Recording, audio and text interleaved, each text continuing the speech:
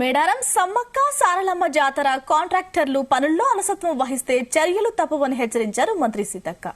ములుగు జిల్లా ఏటూరు నాగారం మండలం కొండాయిలో సీతక్క పర్యటించారు. గోవిందరాజు, నాగులమ్మ, సారలమ్మ ఆలయాలను సందర్శించి మొక్కులు చెల్లించారు. దొడ్ల వద్ద జంపన్న వాగుపై కూలిపోయిన బ్రిడ్జిని పరిశీలించారు మంత్రి. రాబోయే వర్షాకాలం దృష్టిలో పెట్టుకుని బ్రిడ్జి నిర్మాణం పనులను చేపడతామన్నారు. జాతర పనులు దాదాపు పూర్తయ్యాయని తెలిపారు. గడువులోపు పనులన్నీ పూర్తి చేయాలని కాంట్రాక్టర్లకు సూచించారు సీతక్క.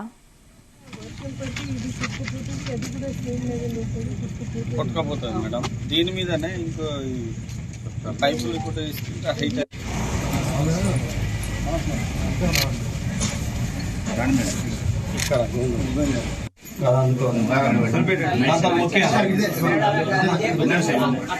మీరందరూ అడ్డొద్దు ఎట్లన్నా ఇటుకోండి. మీరు అటుకోండి గోపి అన్న అటుకోండి. అటు కడగకూడదు పోయింది.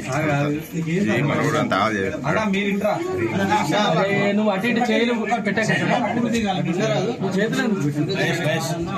మరి గత ప్రభుత్వం బిల్లులు ఇవ్వలేదు కాబట్టి తీసుకున్నటువంటి కాంట్రాక్టర్లు కూడా రోడ్లు చేయడానికి ఇబ్బంది పెడుతున్నటువంటి పరిస్థితి. కాబట్టి కలెక్టర్ గారు కూడా ఎప్పటికప్పుడు ఫాలో అప్ చేస్తూ ఉన్నారు.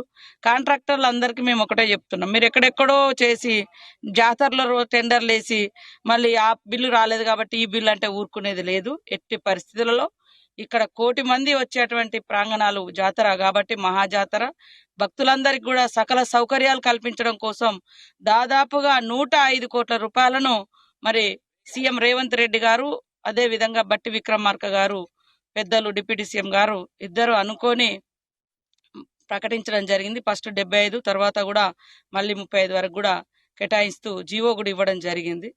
అయితే ఇక్కడ మనం కొండాయి ప్రాంతానికి చూస్తే గతంలో వరదలు వచ్చి దాదాపుగా 8 మంది చనిపోయి ఊరంతా మరి ఒక రకమైనటువంటి బీభత్సమైనటువంటి వాతావరణం, కొండాయి, మల్యాల ఇవన్నీ ప్రాంతాలు ఉండే.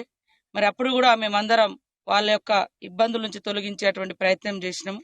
ఈ క్రమంలోనే జాతర ప్రాంగణం కానీ, అదే విధంగా గోవిందరాజు కొలువు తీరేటువంటి గుడి కానీ, సారలమ్మ ఉండేటువంటి గుడి కానీ అవన్నీ కూడా కొంత అంటే కొట్టుకుపోయిన వాటర్లో అవన్నీ కూడా రిపేర్ చేయడం కోసం కూడా బడ్జెట్ నుంచి డబ్బులు ఇవ్వడం జరిగింది. మరి గత